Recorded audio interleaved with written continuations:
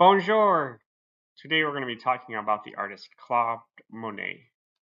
Monet was born in 1840 in Paris, France, and he pretty much stayed there his entire life until he died at the age of 86. Let's check him out. First of all, you know where France is compared to America?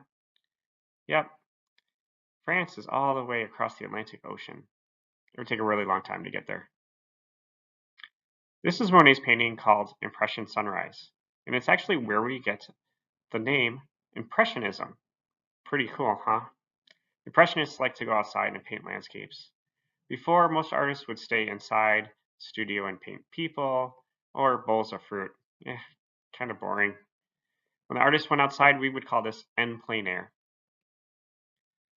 Impressionism got its name because the artists like to give the impression of what they were seeing. If you look really close at these paintings, they don't really look like a lot of things. They're just brushstrokes. But if we zoom out, we can see those brushstrokes are actually water lilies. Very cool. Impressionist artists like to paint landscapes at different times of the day and different times of the year. It was a way that they would experiment to see what the light looked like at these different times. Here's a painting that Monet did of some haystacks. And here's that same haystacks during the winter time. Notice that it looks totally different. Pretty cool. Here's one of a cathedral. Pretty bright outside. And here's that same cathedral, probably on a cloudy day.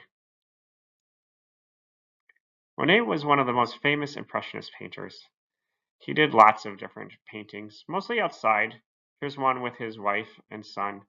Again, you'll notice that their faces are pretty blurry because he's just painting really fast and wants to just get the impression of what he's looking at. While he was famous for a lot of different styles of paintings that we've already seen, he was most famous for his water lily paintings. Let's take a look. Check out this one. It's huge. This would probably take up like 3 bedrooms. I've seen it in person, and it is very large.